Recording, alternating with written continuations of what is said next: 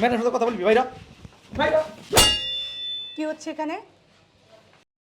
অনেকগুলো শ্রমিক, এদের যদি বেতন দিয়ে দেন, বোনাস দিয়ে দেন, অনেক টাকা আমাদের লস হবে। এই টাকাগুলো না দিলে আমাদের থাইকা যাইব।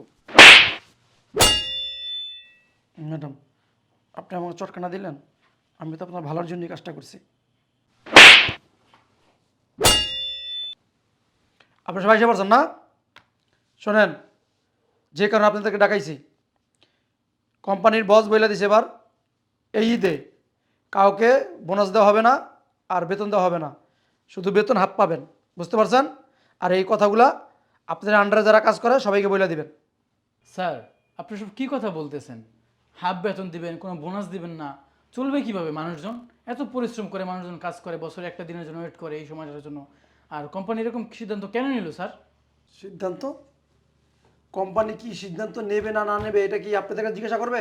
হ্যাঁ, প্রতি বছর তো আপনাদেরকে দেয়, এবার দিবে না, এবার কোম্পানি লসে আছে। বুঝতে পারছেন? আমাকে সাফ সাফ করে বলে দিছে, আমি আপনাদেরকে বলে দিলাম, আপনারা আন্ডারে যারা কাজ করে সবাইকে বলে দিবেন ব্যাপারটা। কি বলছেন স্যার? কোম্পানির খারাপ সময় যাচ্ছে?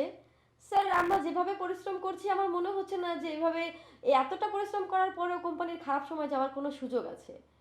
স্যার, আপনার হয়তো কোথাও ভুল হচ্ছে। আর স্যার আপনি কি বললেন কোম্পানি খারাপ সময় যাচ্ছে? কই, কোম্পানি যখন ভালো সময় যায় তখন তো আপনারা আমাদেরকে 1 টাকাও বেশি বাড়ায় দেন